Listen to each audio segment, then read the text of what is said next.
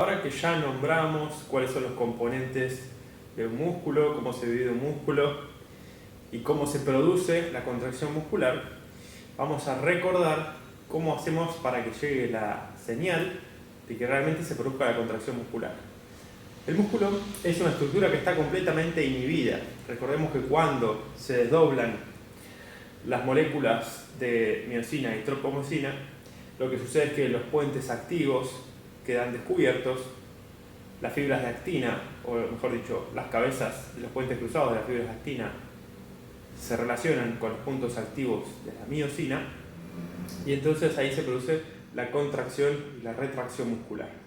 Pero para que este proceso tenga lugar, tenemos que saber que hay una señal que debe llegar del sistema nervioso central hacia el músculo o hacia las asas musculares para que nosotros podamos realizar el recorrido del movimiento que deseamos. Así que necesitamos control motor por parte del sistema nervioso central que da una señal que viaja y que llega hasta el músculo. Una vez que llega hasta el músculo, para que se dé esta descarga de potencial de acción, no es que simplemente la descarga se va a dar a nivel de la fibra muscular y la fibra muscular se va a contraer, sino que vamos a tener unas estructuras que se llaman túbulos T, justamente tienen forma de T, que van a estar posicionadas en relación a la fibra muscular, ¿sí? A los lados de la fibra muscular de su forma cilíndrica, entre fibras musculares, entre miofibrillas, y que esta cisterna que contiene el calcio, básicamente, lo que va a hacer es brindar la posibilidad de que se produzca la contracción muscular, y tenemos que saber también que a partir de esto pueden suceder algunos problemas que van a ser a grandes rasgos lo que se conoce comúnmente como las contracturas. Entonces, primero vamos a describir qué es lo que sucede en la contracción muscular. Nosotros estamos en posición de reposo, de repente se nos ocurre dirigirnos hacia algún lado, mover o agarrar algún elemento, entonces se produce una señal de este deseo del sistema nervioso central que viaja a través del asta posterior de la médula y se va a dirigir a la zona muscular relacionada a la acción que nosotros queremos realizar. Se va a dar la descarga del potencial eléctrico y esta descarga del potencial eléctrico va a producir un cambio en la polaridad de la membrana de este túbulo T, y el cambio en la polaridad de la membrana del túbulo T va a producir liberación de calcio, y entonces el calcio va a relacionarse con las fibras de actina y miosina, y entonces se va a producir la contracción muscular. Ahora, una vez que este proceso cumple su función, o sea que ya movemos lo que queremos mover, o que agarramos lo que queremos agarrar, o que nos movemos hacia algún lado, se va a producir una inhibición. ¿Y cómo se produce la inhibición? Nosotros no tenemos el deseo de mover más o manipular más el elemento que queremos manipular, entonces la señal que salía a nivel del sistema nervioso central va a dejar de dirigirse hacia las fibras musculares, entonces la fibra muscular se va a inhibir. ¿Sí? Por ausencia simplemente del deseo, esta señal va a dejar de llegar, de estimular el tubo T, va a dejar de salir el calcio ya no se va a relacionar con la fibra muscular y ya no se va a producir la contracción o la serie de contracciones necesarias para el movimiento que queremos realizar. Ahora, esto es bastante perfecto, pero para que suceda este proceso fisiológico de contracción muscular, tenemos que tener en cuenta que el sistema nervioso central tiene que estar conectado constantemente. Y como bien sabemos, el sistema nervioso central, además de permitirnos realizar las acciones y los movimientos que queremos realizar, tiene los reflejos de la conciencia, los deseos, las necesidades fisiológicas, van a producirse a este nivel. Entonces, si nosotros tenemos hambre, por ejemplo,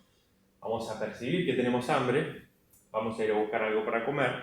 Si usted tiene deseo de salir corriendo, se puede calzar las zapatillas y puede salir corriendo. Si usted tiene que pelear con alguien, usted puede entrar en una situación de estrés de alta intensidad y usted va a pelear con alguien. y eso va a hacer que suba, por ejemplo, por función del sistema nervioso autónomo, suba la frecuencia cardíaca, suba la frecuencia respiratoria, ¿sí?, de los pulmones, aumente el flujo de sangre hacia las piernas, y entonces usted va a poder salir corriendo o va a poder pelear contra el sujeto que tenga enfrente o va a poder realizar una sesión de entrenamiento. Pero en la vida actual estamos en constante relación con un estrés, a diferencia de este tipo de estrés, de pelea o de huida, un estrés de baja intensidad y de larga duración. El estrés de baja intensidad y de larga duración, por ejemplo el que vivimos en el trabajo, el que vivimos todos los días en la calle, el que vivimos porque tenemos pensamientos que nos van a producir estrés que tal vez no podemos expresar porque no podemos pelear contra nuestra realidad, no podemos solucionar nuestra realidad que nos estresa, no podemos pelear con nuestro jefe o no podemos mejorar la situación en la que estamos. Lo que va a producir es una señal constante de irritación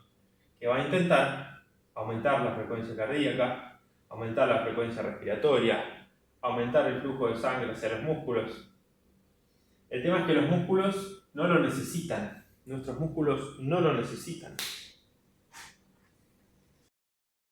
Nuestros músculos no necesitan que ese aumento de la frecuencia cardíaca y aumento de la frecuencia respiratoria se traduzca en un aumento de la fuerza y la contracción muscular, porque realmente nosotros no vamos a pelear con nadie, simplemente vamos a querer expresar un deseo que sentimos que va a enviar una señal para producir un movimiento o una manifestación de intensidad, de fuerza, una descarga potente del sistema nervioso central. Pero la situación en la que estamos no va a permitir que esa descarga se dé totalmente, porque como dije antes, no vamos a pelear contra nuestro jefe y no vamos a agarrar las piñas con nadie en la calle y vamos a salir corriendo en el medio de la calle. Entonces acá se produce una especie de cortocircuito que usted puede manifestar como contracturas, ¿sí? Las principales contracturas que se producen, vamos a hacer un pequeño diagrama. Trapecios, ¿no?, hombros, brazos. Las principales contracturas que se producen se van a estar dando a nivel de los músculos trapecios, como todos bien saben, a nivel de los músculos escalenos. Y estos músculos escalenos y los músculos trapecios no tienen otra función más principal que ser accesorios de nuestro sistema cardiovascular respiratorio, porque son músculos accesorios de la respiración. Cuando quiere usted aumentar su ventilación, lo que hace es entrar en una situación, por ejemplo, de estrés, o simplemente inspirar más profundo, y lo que sucede es que se elevan los hombros, ¿sí? Los músculos trapecios y los escalenos tienen la función principal, además de los pectorales menores, tienen la función principal de elevar la parrilla costal y los hombros para que usted pueda meter más aire, más oxígeno en su cuerpo, más oxígeno que llegue al cerebro, más oxígeno que llegue a los tejidos, en esta relación de situación de huida y la necesidad fisiológica de la situación de huida. Y lo que va a suceder es que en una situación normal de estrés constante a lo largo de su día, usted va a tener un aumento de la intensidad de la señal del sistema nervioso que le pide al músculo que se contraiga para huir o pelear, que le pide un aumento de la frecuencia cardíaca, la frecuencia respiratoria, y esto va a producir, sí, una manifestación en el aumento de la tensión y la necesidad de contraer estos músculos accesorios en caso de que usted tuviera que pelear o huir. Pero no hay una manifestación física, real, concreta, de esta necesidad de huida o pelea. Entonces, ¿qué es lo que sucede? Durante varias horas en el día estamos enviando señales que van a dar la necesidad de que se produzca una contracción muscular, porque si la señal mental, la representación mental de nuestra lucha o huida está sucediendo,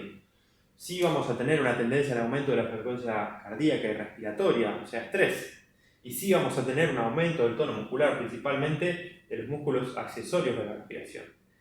Pero como el ser humano de la vida actual no va a pelear ni a huir, no va a manifestar completamente esa necesidad de aplicar una fuerza, de mantener una frecuencia cardíaca respiratoria elevada, por ejemplo, como sucede en el ejercicio, en las sesiones de entrenamiento. Y si usted no libera esa necesidad de pelea o huida, eso se va a ir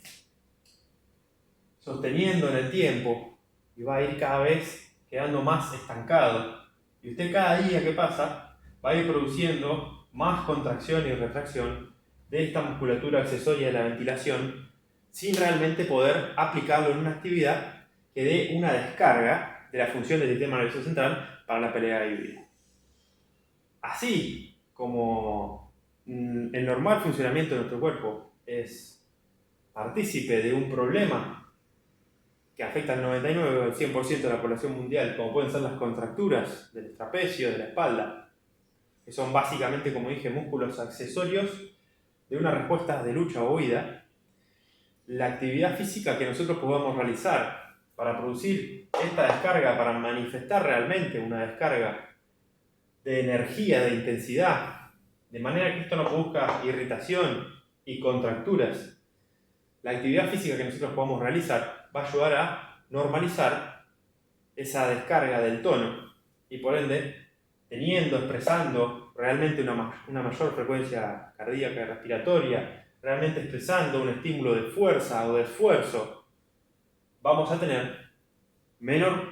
cantidad de contracturas y vamos a tener una menor manifestación de dolor por esta ausencia de descarga de la función fisiológica de lucha o huida.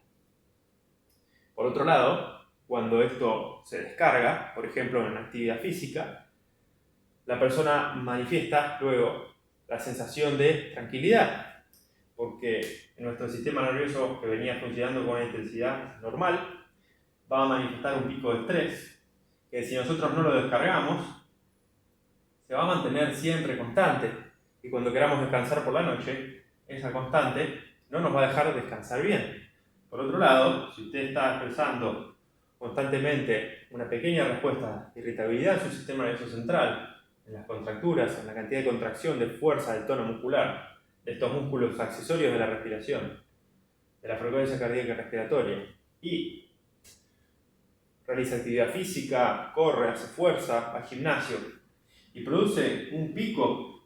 de descarga de todas estas manifestaciones fisiológicas naturales, lo que se va a producir después es un descenso del tono